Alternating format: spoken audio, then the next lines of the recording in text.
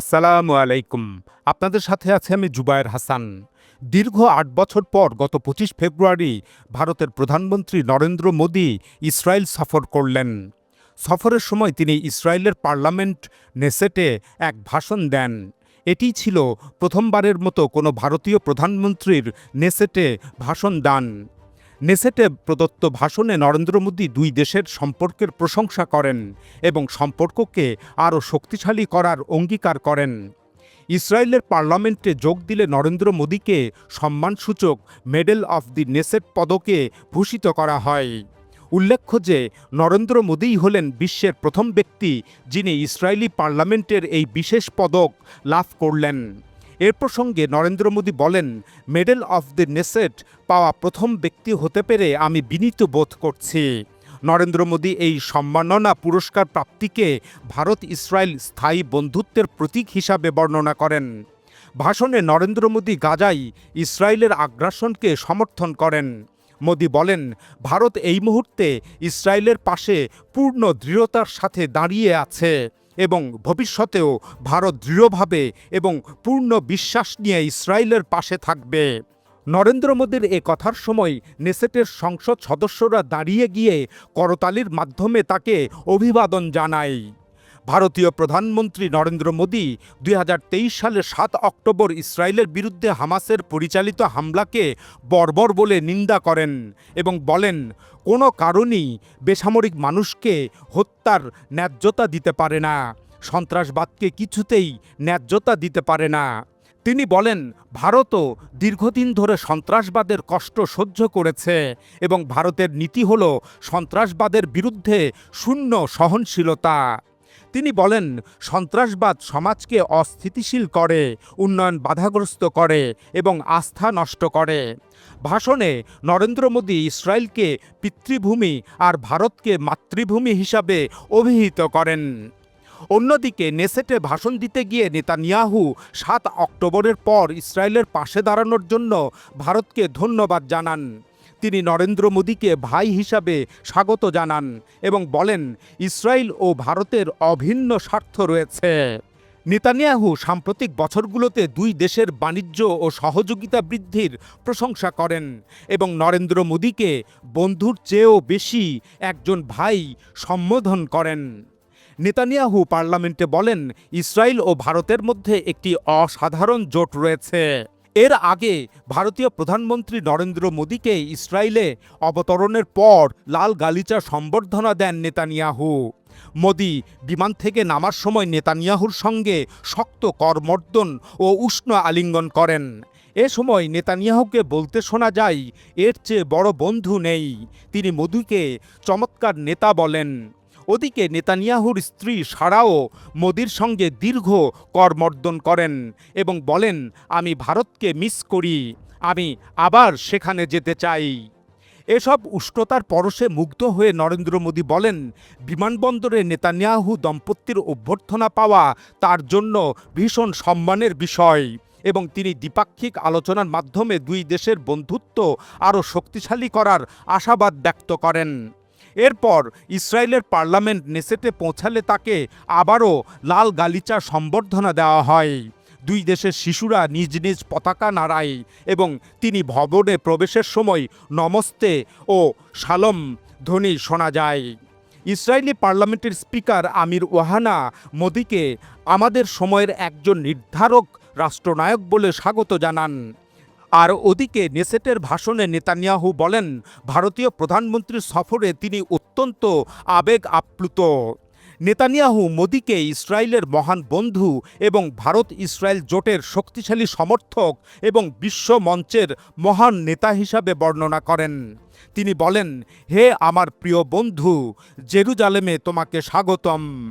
ওদিকে মোদী তার ভাষণের শুরুতে ইসরায়েলকে ধন্যবাদ জানান এবং বলেন, তিনি বন্ধুত্ব, শ্রদ্ধা ও অংশীদারিত্বের বার্তা নিয়ে এসেছেন। নরেন্দ্র মোদী বলেন, ভারত ও ইসরায়েল বিশ্বস্ত অংশীদার এবং তাদের সম্পর্ক বাণিজ্য ও নিরাপত্তার জন্য অত্যন্ত গুরুত্বপূর্ণ। তিনি গত বছর ২০২৪ সালের স্বাক্ষরিত বিভিন্ন চুক্তির কথা উল্লেখ করেন এবং বলেন, বহু খাতে সম্পর্ক আরও সুসংহত করতে তারা প্রতিশ্রুতিবদ্ধ। নরেন্দ্র মোদী কৃত্রিম বুদ্ধিমত্তা ও কোয়ান্টাম প্রযুক্তি সহ বিভিন্ন ক্ষেত্রে দুই দেশের সমন্বয়ের প্রশংসা করেন এবং তিনি বলেন এই অংশীদারিত্ব বৈশ্বিক স্থিতিশীলতা ও সমৃদ্ধিতে অবদান রাখবে। মোদী আহ্বান জানান অনিশ্চিত বিশ্বে এই অংশীদারিত্ব যেন শক্তির উৎস হয়ে থাকে। পরে তিনি সামাজিক মাধ্যমে লেখেন যে মেডেল অব দি নেসেট বিনীতভাবে গ্রহণ করছেন এবং এটি কোনো ব্যক্তির জন্য নয়, বরং ভারত ইসরায়েল স্থায়ী বন্ধুত্বের স্বীকৃতি হিসাবে। নরেন্দ্র মোদী আরও বলেন নয়াদিল্লি নভেম্বর মাসে জাতিসংঘ নিরাপত্তা পরিষদ অনুমোদিত গাজা যুদ্ধ সমাপ্তির পরিকল্পনাকে দৃঢ় সমর্থন দিয়েছে। তিনি নেসেটে বলেন গাজা শান্তি উদ্যোগ একটি পথ দেখায় এবং এটি এ অঞ্চলের সব মানুষের জন্য ন্যায্য ও টেকসই শান্তির সম্ভাবনা বহন করে। তিনি আরও বলেন শান্তির পথ সবসময় সহজ নয়, তবে ভারত সংলাপ শান্তি ও স্থিতিশীলতার জন্য ইসরায়েল ও বিশ্বের সঙ্গে রয়েছে। উল্লেখ্য যে ২০১৪ সালের নির্বাচনে নরেন্দ্র মোদী প্রধানমন্ত্রী হওয়ার পর থেকে ইসরায়েল ও ভারতের মধ্যকার সম্পর্ক উষ্ণ হওয়া শুরু করে। এরপর ২০১৭ সালে নরেন্দ্র মোদী ইসরায়েল সফর করেন। এটা ছিল কোনো ভারতীয় প্রধানমন্ত্রীর প্রথম ইসরায়েল সফর। এর আগে অন্য কোনো ভারতীয় প্রধানমন্ত্রী ইসরায়েল সফর করেননি। যাই হোক, এরপর ২০১৮ সালে ইসরায়েলের প্রধানমন্ত্রী নেতানিয়াহুও ভারত সফর করেন। ভারতীয় প্রধানমন্ত্রীর এই ইসরায়েল সফর সম্পর্কে অনেক ভূরাজনৈতিক পর্যবেক্ষক মনে করছেন মোদির এই সফরের গুরুত্ব কম করে দেখা যাবে না। ভারত একটি অত্যন্ত গুরুত্বপূর্ণ দেশ। এই সফর এমন এক সময় অনুষ্ঠিত হলো যখন ভারতের জনমত ইসরায়েল সম্পর্কে খুব সমালোচনামূলক এবং ভীষণ নেতিবাচক। তারপরও নরেন্দ্র মোদী ইসরায়েল সফর করলেন এবং নিজেকে ইসরায়েলের সাথে বিশেষ ঘনিষ্ঠ হিসাবে দেখালেন। এভাবে তার এই দেখানোটা একটি পদক্ষেপ যা ছোট করে দেখা যায় না। বস্তুত নেতানিয়াহু ও নরেন্দ্র মোদীর মধ্যে এক অদ্ভুত মিল রয়েছে। দুজনেই চরম জাতীয়তাবাদী, দুজনেই একইভাবে জনতুষ্টবাদী রাজনীতি করেন, দুজনেই বেশ রক্ষণশীল এবং কঠোর অবস্থানের। সেই সাথে ভারত ও ইসরায়েল এই দুই দেশই কিছু কলঙ্ক বহন করে, যেমন কাশ্মীর, ফিলিস্তিন এবং পশ্চিম তীর। এদিকে ইসরায়েলের সবচেয়ে বড় অস্ত্র ক্রেতা হল ভারত। ২০২০ থেকে ২০২৪ সালের মধ্যে ভারত ইসরায়েলি অস্ত্র কিনতে $20.5 বিলিয়ন ব্যয় করেছে। এভাবে ভারত ইসরায়েলের সবচেয়ে বড় অস্ত্র ক্রেতায় পরিণত হয়। এই দুই দেশ বাণিজ্য সহযোগিতাও বাড়িয়ে চলেছে। ২০২৪ সালে দুই দেশের মধ্যে বাণিজ্য দাঁড়ায় $3.9 বিলিয়ন, যা মূলত প্রতিরক্ষা ও নিরাপত্তা ভিত্তিতে গড়ে উঠেছে। ২০২৫ সালের সেপ্টেম্বর মাসে ভারত ও ইসরায়েল বাণিজ্য সম্প্রসারণের জন্য একটি দ্বিপাক্ষিক বিনিয়োগ চুক্তি স্বাক্ষর করে। ওই চুক্তি স্বাক্ষরিত হয় ইসরায়েলের কট্টর ডানপন্থী অর্থমন্ত্রী বেজালেল স্মটরিচের নয়াদিল্লি সফরের সময়। বস্তুত নরেন্দ্র মোদীর এই সফর এমন এক সময়ে হলো যখন গাজায় ইসরায়েলের আগ্রাসন অব্যাহত রয়েছে, যেখানে অক্টোবর ২০২৩ সাল থেকে এ পর্যন্ত অন্তত ৭২,০০০ মানুষ নিহত হয়েছেন এবং ১,৭১,০০০ মানুষ আহত হয়েছেন। উপরন্তু গত অক্টোবরে যে যুদ্ধবিরতি স্বাক্ষরিত হয়েছে সেটিও ইসরায়েল লঙ্ঘন করে চলেছে।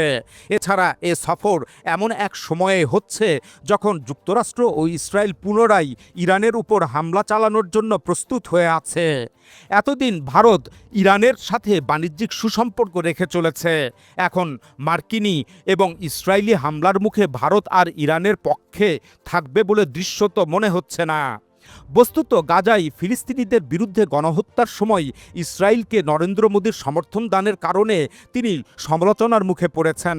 তবে গত সপ্তাহে অধিকৃত পশ্চিম তীরে ইসরায়েলের নিয়ন্ত্রণ বাড়ানো এবং সংযুক্তিকরণের দিকে এগুনোর সাম্প্রতিক পদক্ষেপের বিরুদ্ধে নিন্দা জানানো ১০০টির বেশি দেশের মধ্যে ভারতও ছিল। এ কারণে ভারতের কংগ্রেস পার্টির সংসদ সদস্য ইমরান মাসুদ মোদীকে সফরের সময় গাজার বিষয়টি উত্থাপনের আহ্বান জানান। তিনি বলেন, যদি কোনো নৈতিকতা থাকে তবে তার গাজায় শিশুদের মৃত্যুর কথা বলা উচিত। এদিকে ভারতের কমিউনিস্ট পার্টির নেতা মারিয়ান আলেকজান্ডার বেবি এক্স প্ল্যাটফর্মে প্রদত্ত এক বার্তায় বলেন, ইসরায়েলকে নরেন্দ্র মোদীর আলিঙ্গন করাটা ভারতের উপনিবেশ বিরোধী ঐতিহ্য এবং ফিলিস্তিনি জনগণের আত্মনিয়ন্ত্রণ অধিকারের প্রতি আমাদের দীর্ঘদিনের অবস্থানের সাথে বিশ্বাসঘাতকতা। তবে ক্রমবর্ধমান ইসরায়েল ভারত উষ্ণ সম্পর্কের বিষয়ে ভারতীয় অভ্যন্তরীণ রাজনীতি এবং আন্তর্জাতিক রাজনীতিতে যতই সমালোচনা হোক না কেন, এই সম্পর্ক আরও ঘনিষ্ঠতর হতে থাকবে। 2023 সালের 7 অক্টোবর গাজায় ইসরায়েলের আগ্রাসন শুরু হবার পর এ পর্যন্ত ভারত ইসরায়েলকে পর্যাপ্ত পরিমাণের রকেট, গোলাবারুদ ও ড্রোন সম্রাস্ত্র সরবরাহ করেছে। সুতরাং ভারতের সাথে ইসরায়েলের সামরিক ঘনিষ্ঠতা দৃশ্যমান। ভারত ইসরায়েল এই সামরিক ঘনিষ্ঠতা দক্ষিণ এশিয়া এবং মধ্যপ্রাচ্যের ভূ রাজনীতিতে যথেষ্ট প্রভাব ফেলবে। বিশেষ করে দক্ষিণ এশিয়ায় পাকিস্তান এই সম্পর্ককে ভালো চোখে দেখবে না। এছাড়া ভারতের অন্যান্য প্রতিবেশী দেশগুলো ভারত ইসরায়েল সামরিক অক্ষকে মোকাবেলার জন্য চীনের দিকে ঝুঁকে পড়বে। সেই সাথে দক্ষিণ এশিয়ার মুসলিম দেশ পাকিস্তান, বাংলাদেশ ও মালদ্বীপের সাথে তুরস্কেরও সামরিক সম্পর্ক গড়ে উঠবে। এখন এ পর্যন্তই। আল্লাহ হাফেজ।